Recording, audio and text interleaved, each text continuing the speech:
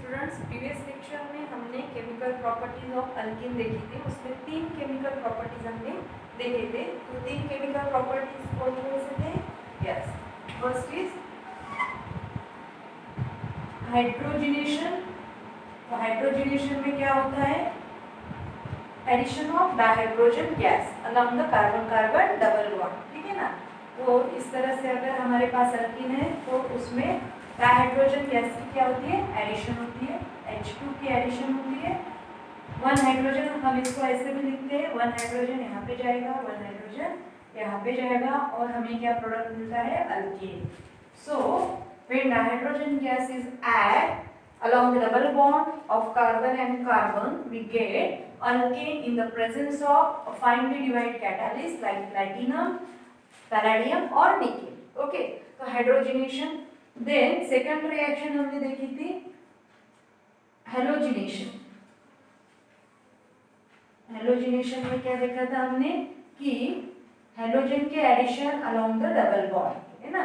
अगर हेलोजन की एडिशन होती है along the carbon carbon double bond तो हमें क्या मिलेगा? यहाँ पे इस तरह का प्रोडक्ट मिलेगा CH2, यहाँ पे हेलोजन जाएगा CH2 और यहाँ पे तो इसको हम 1,2 डाइब्रोमो इथेन कहेंगे, ठीक है। तो हमें क्या मिला यहाँ पे? विसिनल डाइहैलाइड मिली, ठीक है।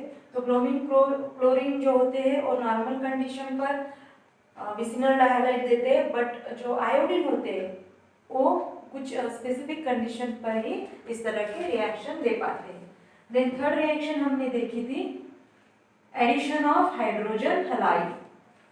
एडिशन ऑफ हाइड्रोजन हैलाइड, ठीक है ना। एडिशन ऑफ हाइड्रोजन हैलाइड भी देखा था हमने। तो इसमें क्या होता है? हैलाइड हाइड्रोजन हैलाइड के रिएक्शन में तो 2 तरह के देखे थे हमने एडिशन प्रोसेस हाइड्रोजन हैलाइड के। एक जो थी वो थी मार्कोनिक्स रूल के अनुसार और दूसरी जो थी वो थी एंटी मार्कोनिक्स रूल के अनुसार। तो जो फर्स्ट मेथड थी इसमें हमने देखा कि अगर सिमेट्रिकल अल्केन है, अगर इस तरह से सिमेट्रिकल अल्केन है और हाइड्रोजन ब्रोमाइड की एडिशन हो रही है तो यहाँ पे कोई प्रॉब्लम नहीं, ठीक है ना। तो यहाँ पे हाइड्रोजन जाएगा इस कार्बन पे और इस कार्बन पे Br जाएगा और हमें इस तरह से प्रोडक्ट मिलता है CH2Br CH3, है ना। CH2Br CH3 इस तरह से लिखो या फिर Br को यहाँ और हाइड्रोजन को यहाँ लिखो तो भी सेम ही प्रोडक्ट आएगा 1 ब्रोमो इथेन। तो जब सिमेट्रिकल अल्कीन होते हैं तो उनमें कोई प्रॉब्लम नहीं होता जब भी हमें एडिशन करनी होती है हाइड्रोजन ब्रोमाइड की। But in case of unsymmetrical alkyne, लेकिन अल्कीन अगर अनसिमेट्रिकल है इस तरह से CH2 डबल बॉन्ड CH और CH3, तो ये अल्कीन कैसा है? अनसिमेट्रिकल। क्यों अनसिमेट्रिकल है? क्योंकि अगर यहाँ से हमने इसको ब्रेक किया तो यहाँ का पार्ट अलग है, यहाँ का पार्ट अलग है, तो इसको हम क्या बोलेंगे? अनसिमेट्रिकल अल्कीन कहेंगे। और अनसिमेट्रिकल अल्कीन के साथ अगर हम हाइड्रोजन हैलाइड की एडिशन कर रहे हैं, ठीक है, HBr की अगर हम HBr को ऐड कर रहे हैं अनसिमेट्रिकल अल्कीन में along the double bond carbon carbon double bond, तो क्या होता है? Br कौन से कार्बन पे जाएगा और हाइड्रोजन कौन से कार्बन पे जाएगा, ये कौन डिसाइड करता है? मार्कोनी-कॉक्स रूल डिसाइड करता है। और मार्कोनी-कॉक्स रूल क्या कहता है कि negative part of the reagent, अगर ये रिएजेंट है तो रिएजेंट का जो नेगेटिव पार्ट होगा HBr है, ठीक है, HBr, तो HBr का Br जो है वो नेगेटिव पार्ट होगा, मोर इलेक्ट्रोनेगेटिव है, और हाइड्रोजन पॉजिटिव पार्ट है।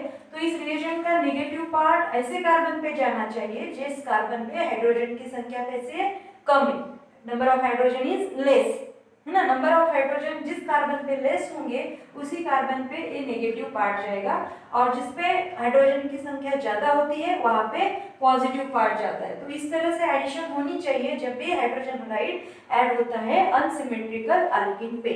तो यहाँ पे हमें जो प्रोडक्ट मिलता है तो इस तरह से प्रोडक्ट मिलेगा यहाँ पे CH3 और ये जो CH है यहाँ पे कौन जाएगा? Br जाएगा, यहाँ पे डबल बॉन्ड सिंगल बॉन्ड हो जाएगा और इस तरह से हमें प्रोडक्ट मिलेगा 2 ब्रोमो प्रोपेन। ये कौन कहते हैं? ये मार्कोनी-कॉक्स रूल के अनुसार हमने प्रोडक्ट लिखा है, ठीक है ना। मार्कोनी-कॉक्स रूल स्टेट दैट, आपको स्टेटमेंट भी उसका ध्यान में रखना है कि मार्कोनी-कॉक्स रूल का स्टेटमेंट ऐसा होता है कि negative part of the reagent goes to that carbon atom which has a less number of hydrogen. ठीक है, और वाइस वर्सा। देन हमने इसकी मैकेनिज्म भी देखी थी। और यस होता है, किस तरह से होता है प्रोडक्ट, किस तरह से बनता है, इसलिए हमने मैकेनिज्म भी इसकी देखी थी। और नेक्स्ट जो हमने देखा था वो था खराश इफेक्ट, पेरोक्साइड इफेक्ट। और जो खराश या पेरोक्साइड इफेक्ट होता है वो एंटी मार्कोनिक्स होता है, यानी मार्कोनिक्स के प्रोडक्ट के अपोजिट प्रोडक्ट हमें उस इफेक्ट में मिलता है। तो वहां पे हमने क्या देखा था, वहां पे देखा था अगर सेम रिएक्शन अनसिमेट्रिकल अल्कीन की रिएक्शन हम कर रहे हैं, इसमें हम एडिशन कर रहे हैं HBr की, ठीक है, तो ये जो है HBr को ही जो खराश इफेक्ट है या फिर पेरोक्साइड इफेक्ट है, किस लिए सिर्फ HBr हाइड्रोजन ब्रोमाइड के लिए ही यूजफुल होता है, ठीक है। तो यहाँ पे क्या है CH3, और अगर HBr की हम एडिशन कर रहे हैं तो किस तरह से करेंगे, मार्कोनिक्स रूल के हिसाब से नेगेटिव पार्ट कम हाइड्रोजन वाले कार्बन पे जाएगा, पॉजिटिव पार्ट ज्यादा हाइड्रोजन वाले कार्बन पे जाएगा। बट अगर ये सेम रिएक्शन हमने इन प्रेजेंस ऑफ पेरोक्साइड अगर हमने कैरी आउट की तो हमें जो प्रोडक्ट मिलेगा वो किस तरह से मिलता है, देखो यहाँ पे ये प्रोडक्ट मिल रहा है मार्कोनिक्स रूल के अनुसार, और यहाँ पे हमें जो प्रोडक्ट मिलेगा वो इस तरह से होगा CH2Br CH2CH3। That means what happened here, this Br goes to this carbon and H goes to this carbon। यहाँ पे अपोजिट हो रहा है, मार्कोनिक्स के अपोजिट हो रहा है। मार्कोनिक्स में क्या होता है, Br नेगेटिव, लेस कार्बन जहाँ पे है वहाँ पे जाता है, नेगेटिव पार्ट कहाँ पे जाता है, लेस कार्बन लेस हाइड्रोजन वाले कार्बन पे जाता है। लेकिन यहाँ नेगेटिव पार्ट कहाँ पे जा रहा है, जहाँ पे हाइड्रोजन की संख्या ज्यादा है, और एडिशन कहाँ होगी तो अलग डबल बॉन्ड ही होगी, यहाँ नहीं होगी, ठीक है ना। तो Br नेगेटिव कहाँ जा रहा है, उस कार्बन पे जा रहा है जहाँ पे हाइड्रोजन की संख्या ज्यादा है। एंटी मार्कोनिक्स में, मार्कोनिक्स में क्या था, नेगेटिव पार्ट वहां जा रहा था जहाँ कार्बन पे हाइड्रोजन की संख्या कम है, अपोजिट है दोनों भी। तो ये जो रिएक्शन है वो कैसे होती है, under the presence of peroxide, है ना। तो अगर under the presence of peroxide हमने इस तरह की रिएक्शन कैरी आउट की तो हमें जो प्रोडक्ट मिलेगा वो कैसे मिलेगा, डिफरेंट मिलेगा। इसको हम बोलेंगे 1-ब्रोमोप्रोपेन। क्या कहेंगे, 1-ब्रोमोप्रोपेन, ठीक है। तो दोनों भी जो प्रोडक्ट है वो कैसे डिफरेंट प्रोडक्ट है ना। Two bromopropane and one bromopropane are different, and this effect is called as peroxide effect or Kharash effect, or it is also said to be anti-Marconics. So this reaction is happen or follow the anti-Marconics rule. Okay. Now the fourth reaction.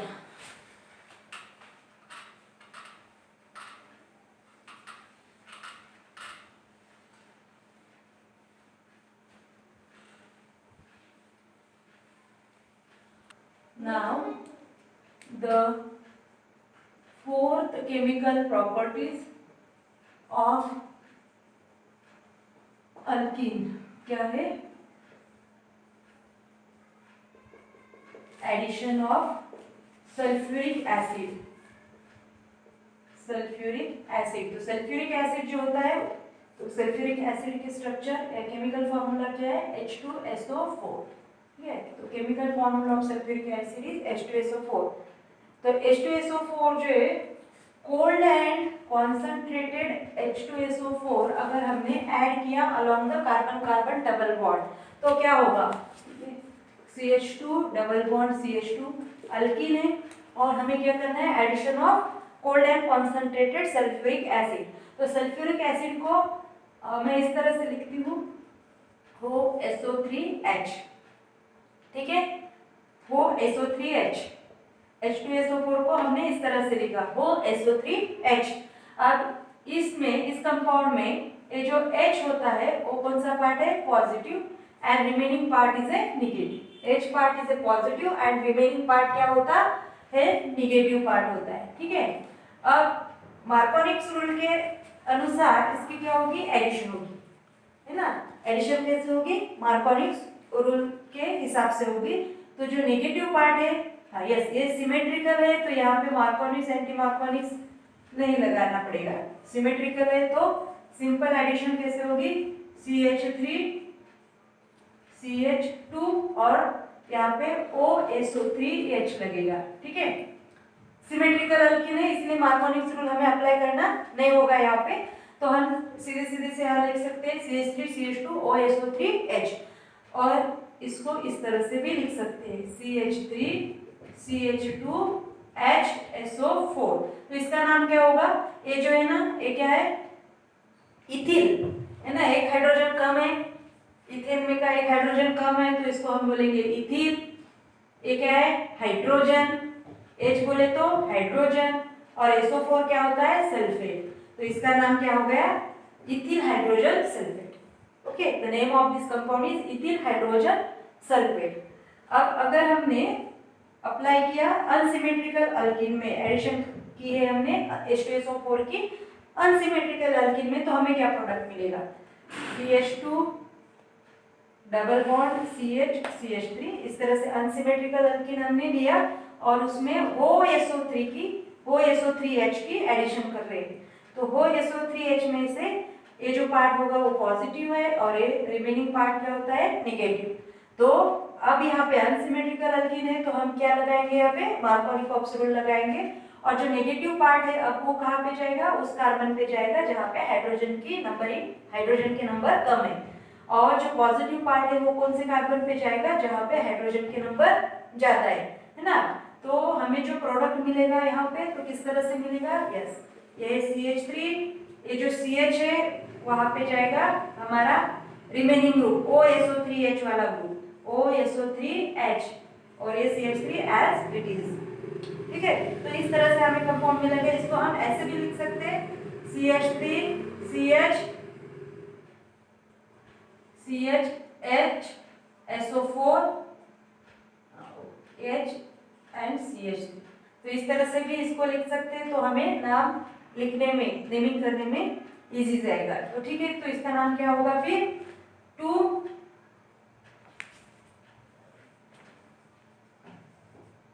Propyl hydrogen sulphate, है ना, 2 propyl hydrogen sulphate.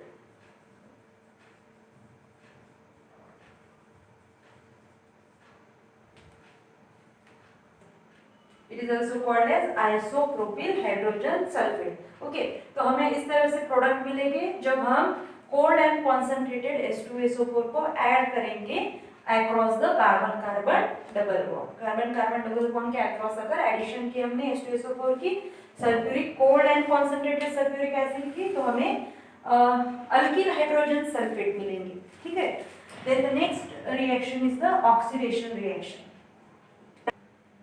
The next reaction is the oxidation reaction, in which what happened, the oxidizing agent is added across the carbon-carbon double bond, C double bond C H2 H2। ठीक है, और यहाँ पे क्या होता है, ऑक्सीडाइजिंग जो agent है स्पेशली अल्कलाइन KMnO4 यूज होता है। ठीक है, अल्कलाइन KMnO4 273 केल्विन पे रिएक्शन कैरिड आउट होती है। It is cold and dilute alkaline KMnO4 is used for the oxidation process, and we get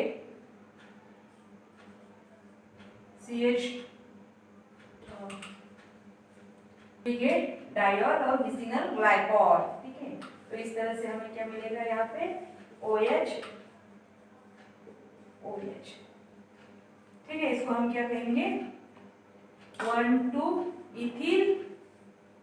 ethane diol, ethane 1,2 diol भी इसको कह सकते हैं। ठीक है ना, तो हमें क्या मिल रहा है यहाँ पे, विसिनल ग्लाइकॉल या विसिनल डाइऑल मिलती है इस रिएक्शन में, ऑक्सीडेशन रिएक्शन में। अगर सेम रिएक्शन हमने अल्कलाइन KMnO4 के जगह पे अगर हमने यहाँ पे एसिडिक KMnO4 यूज किया, ये एक मिलेगा, और यहाँ पे इथेनॉइक एसिड के 2। अगर सेम रिएक्शन हमने कैरिड आउट की, सेम रिएक्शन है और इसको हम CH3 इस तरह का अल्कीन है हमारे पास, डबल बॉन्ड CH2, और इसको अगर हम एसिडिक, यहाँ पे हमने अल्कलाइन KMnO4 लिया था, अब यहाँ पे हम एसिडिक KMnO4 लेके अगर रिएक्शन कर रहे हैं, तो हमें क्या प्रोडक्ट मिलेगा यहाँ पे, CH3 और ये जो ग्रुप है वो रिप्लेस हो जाएगा डबल बॉन्ड O से, तो यहाँ पे ये जो मिलेगा वो है कीटोन। ठीक है। ये जो मिलेगा एक है C डबल बॉन्ड O यानी functional group C double bond O यानी क्या होता है कीटोन। तो क्या मिल रहा है हमें यहाँ पे, अगर एसिडिक KMnO4 के साथ ऑक्सीडेशन रिएक्शन करते हैं हम किसी भी अल्कीन की, तो हमें या तो कीटोन या तो फिर एसिड मिलेगा। तो depending upon the nature of alkyne, alkyne का नेचर किस तरह से है और एक्सपेरिमेंटल कंडीशन क्या है, उस पर डिपेंड करता है कि हमें यहाँ पे कीटोन मिलेगा या एसिड मिलेगा।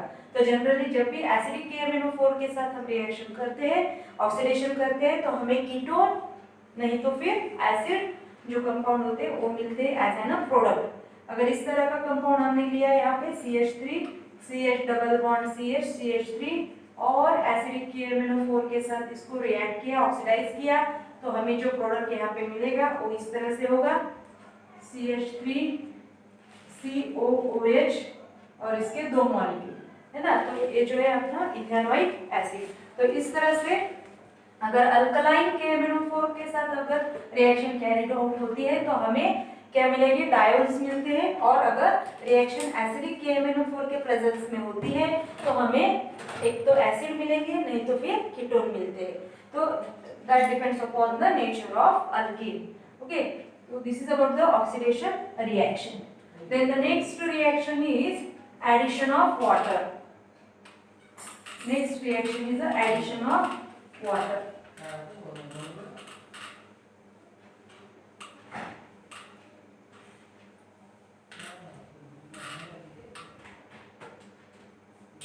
Next reaction is addition of water.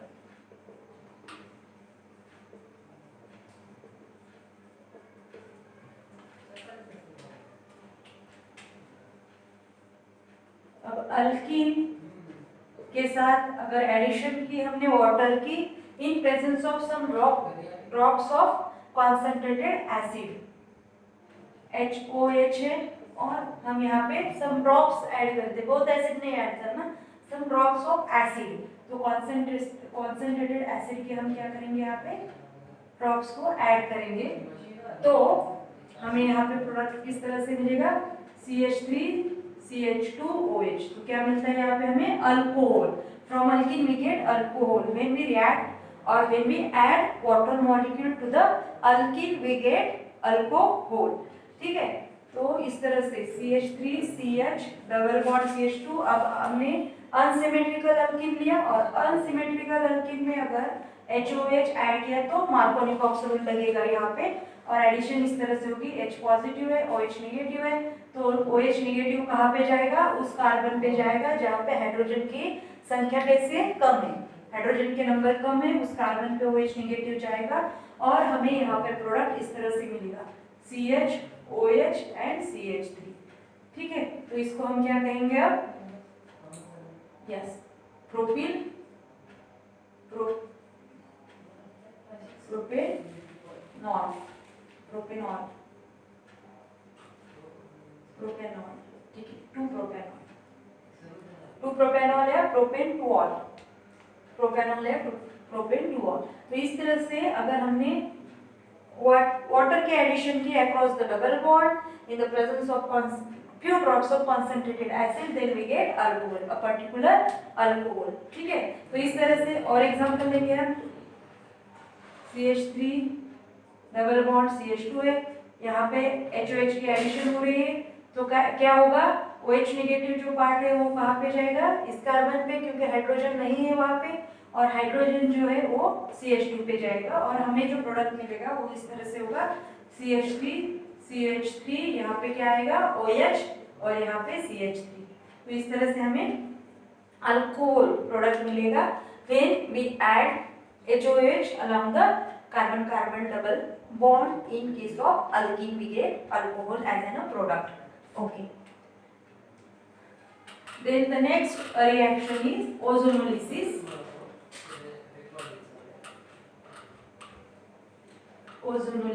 Ozonolysis में क्या होता है,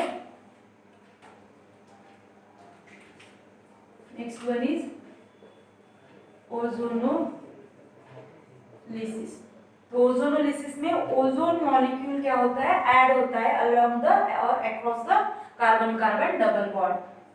तो जैसे CH3 CH double bond CH2 इस तरह का अल्किन हमने लिया और इसमें O3 यानी क्या होता है, ओजोन, ठीक है, O3 यानी ओजोन। तो ओजोन की एडिशन अगर हमने यहाँ पे की तो हमें ओजोनाइड मिलता है।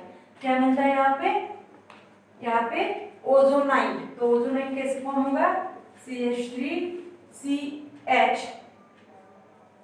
और यहाँ पे ऑक्सीजन है, कार्बन, हाइड्रोजन, यहाँ पे ऑक्सीजन, ठीक है। इस तरह का जो कंपाउंड हमें मिलता है उसको हम क्या कहते हैं, ओजोनॉइड, ठीक है। इंटरमीडिएट कंपाउंड जो हमें यहाँ पे मिलता है उसको हम कहेंगे ओजोनाइड। अब ओजोनाइड होता है break in the presence of zinc and water. Zinc और वाटर के प्रेजेंस में अब ओजोनाइड जो होता है क्या होता है, डिसोसिएट होता है और हमें जो फाइनल प्रोडक्ट मिलता है उस तरह से होता है CH3CH डबल बॉन्ड O, ठीक है। ये क्या होगा, CH3CH डबल बॉन्ड O, यहाँ से ब्रेक हो जाएगा CH3CH double bond O plus दूसरा कौन सा कंपाउंड मिलेगा यहाँ पे, HCHO। सेकंड कंपाउंड कौन सा होगा, HCHO प्लस HCHO, ठीक है, डबल बॉन्ड O भी लिख सकते हैं यहाँ पे, और प्लस जिंक जो है वो जिंक क्या करेगा, ऑक्सीजन को ले जाएगा। इस तरह जिंक क्या करेगा, ऑक्सीजन को ले जाएगा। तो यहाँ पे ZNO, जिंक क्या होगा यहाँ पे, ऑक्सीजन के साथ रिएक्ट होगा, यहाँ पे ZNO मिलेगा और बाकी का जो कंपाउंड होगा वो डिसोसिएट होगा। तो डिसोसिएट होकर हमें इस तरह से मॉलिक्यूल मिलेंगे CH3CHO and second one HCHO, है ना, CH3CHO और दूसरा जो है वो है HCHO, ठीक है। ये जो है इसका नाम क्या होता है, इथेनॉल यानी एल्डिहाइड के लिए फंक्शनल ग्रुप एल्डिहाइड प्रेजेंट है और इसका नाम होगा मिथेनॉल। इथेनॉल है मिथेनॉल। तो आपको ध्यान में रखना है ओजोनोलिसिस जब भी होती है तब क्या होता है, अल्किन से हमें क्या मिलेगा, एल्डिहाइड मिलती है। अल्किन से क्या मिलते हैं, एल्डिहाइड या कीटोन मिलते हैं, ठीक है। तो इस तरह का प्रोडक्ट हमें ओजोनोलिसिस प्रोसेस में मिलेंगे।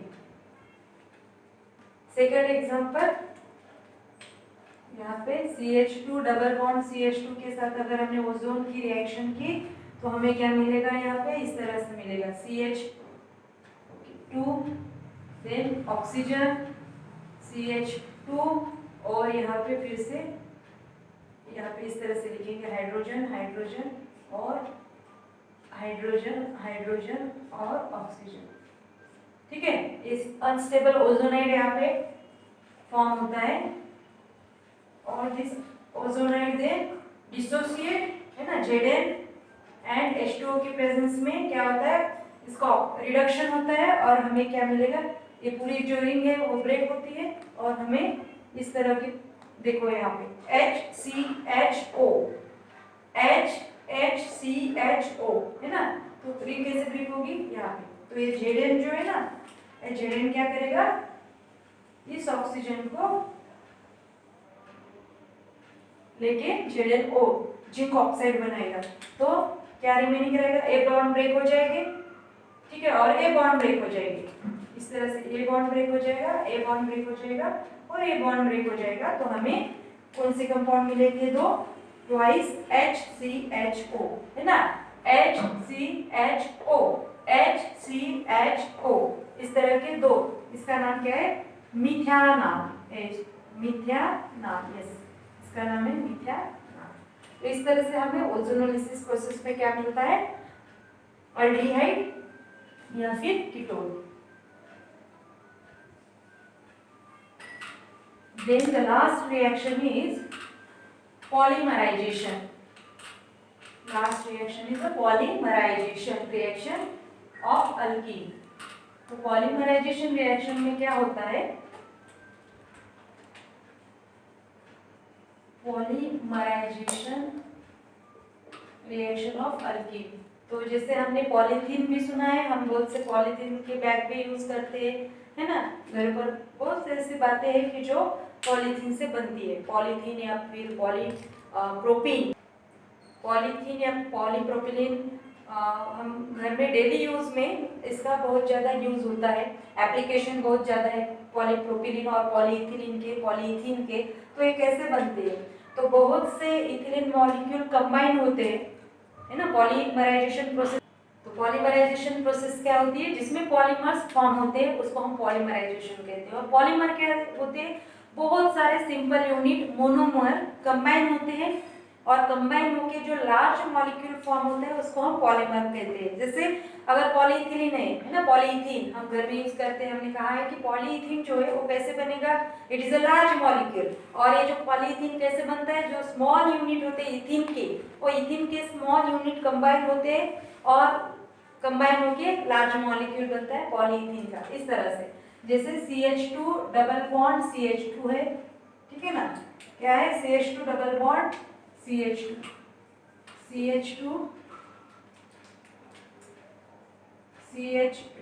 Double bond CH2। तो इनके क्या हो गए? Large number. ओके, क्या करेंगे हम? n number. n यानी कितने भी हो सकते। तो n नंबर अगर हमने इथिलीन के लिए और इसको क्या किया? कंबाइन किया, है ना, ऐड किया इथिलीन के साथ दूसरा इथिलीन, दूसरे इथिलीन के साथ तीसरा इथिलीन। तो ऐसे n नंबर ऑफ इथिलीन अगर हमने ऐड किए और पॉलीमराइजेशन रिएक्शन जो होती है वो at high temperature and pressure carried out होती है ना। Polymerisation reaction is carried out at high temperature and pressure under suitable catalyst. और कुछ कैटलिस्ट भी यूज होते हैं पॉलीमराइजेशन रिएक्शन में। तो अंडर सुटेबल कैटलिस्ट के इस तरह की पॉलीमराइजेशन रिएक्शन होती है। तो क्या होता है? जो इथिलीन मॉलिक्यूल है या इथीन मॉलिक्यूल है वो कितने लिए हमने? n number. n यानी कितने भी हो सकते, large number of ethene molecule we take here and then the polymerization reaction is occurs on this ethylene molecule by the combination of this ethene molecule, है ना, कॉम्बिनेशन होगा इन सब का और हमें जो प्रोडक्ट मिलेगा तो वो इस तरह से होगा CH2 single bond CH2 n, है ना, कितने लिए थे हमने? n नंबर ऑफ इथीन हमने लिए थे। तो हमें क्या मिलेगा? इस तरह से लार्ज पॉलीइथीन तैयार होगा। यहाँ पे लार्ज पॉलीइथीन मॉलिक्यूल जो है वो क्या होगा? यहाँ पे फॉर्म होगा। तो हम इथिलीन या इथीन, बहुत सारे इथीन मॉलिक्यूल को, सिंपल है इथीन मॉलिक्यूल सिंपल यूनिट है तो इसको हम कहते हैं मोनोमर। तो बहुत सारे इथीन मोनोमर को लेके हम क्या बनाएंगे? यहाँ पे पॉलीमर बनाएंगे। और ये जो प्रोसेस होती है formation of polymer from the monomer, इस प्रोसेस को कहा जाता है पॉलीमराइजेशन।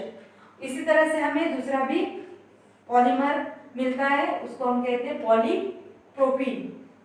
तो किस तरह से मिलेगा वो? CH3CH डबल बॉन्ड CH2, ठीक है, कितने लिए हमने? n नंबर लिए। इनका कॉम्बिनेशन किया, इनका एडिशन किया at high temperature, high pressure and at suitable catalyst in the presence of, then we get CH3 CH2। तो इस तरह से हमें क्या मिलेगा? यहाँ पे पॉलीमर मिलेगा जिसका नाम है पॉलीप्रोपिलीन या पॉलीप्रोपिलीन या फिर पॉलीप्रोपीन। तो इस तरह से पॉलीमराइजेशन प्रोसेस में सिंपल मोनोमर को हम कंबाइन करके ऐड करके उससे हमें क्या मिलेगा? यहाँ पे पॉलीमर्स मिलते हैं। और पॉलीमर्स कैसे होते हैं? बहुत लार्ज मॉलिक्यूल होता है पॉलीमर्स, ठीक है। और पॉलीमर जब हम फॉर्म करते हैं तो वो at high temperature and pressure, this polymerisation reaction is carried out at high temperature and pressure and in the presence of some suitable catalyst. So in this way we get polymers. इसको हमने इस तरह से क्यों लिखा है? तो हम इतना बड़ा मॉलिक्यूल तो नहीं लिख सकते क्योंकि हमने कहा कि n नंबर ऑफ क्या लिया है हमने? इथिलीन लिया है ना। इथिलीन कितने लिए? n number. तो n नंबर तो नहीं दिखा सकेंगे हम यहाँ पे, तो इसलिए हमने क्या किया? एक जस्ट उसका जो बेसिक यूनिट है उसको यहाँ पे पुट अप किया। यस, इसको हमने इस तरह से क्यों लिखा? यस, अगर इसको हम इस तरह से लिखते CH2 है ना, तो बहुत सारे क्या करने हैं? हमें इथिन को ऐड करना है। One molecule of ethene, then second, then third, then fourth, fifth, six, 7, 8, 9, 10। तो कितने मॉलिक्यूल? n नंबर ऑफ, है ना। तो इतना मॉलिक्यूल हमें यहाँ पे रिप्रेजेंट करना है अगर इस पॉलीमर को, तो यहाँ पे पॉसिबल नहीं, इसलिए हम क्या करते हैं, बेसिक जो होता है इसका बेसिक यूनिट, तो इस तरह से हम इसको लिखते हैं और यहाँ पे n लिखेंगे। ब्रैकेट के बाहर n का मतलब क्या है कि A कितने मॉलिक्यूल से बना है पॉलीमर, n मॉलिक्यूल से, है ना। तो n मॉलिक्यूल कितने भी हो सकते हैं, 100, 200, 1000, ठीक है। तो इसको इस तरह से न लिखते हुए हम क्या करते हैं, उसका एक बेसिक यूनिट यहाँ पे उठाते हैं और उसको इस ब्रैकेट में लिखते हैं और ब्रैकेट के बाहर n लिख देंगे, तो समझ में आ जाएगा कि हमने पॉलीमर का स्ट्रक्चर यहाँ पे बनाया है या दिखाया है। Okay, so these are some chemical properties of alkene. Now our next topic is alkyne.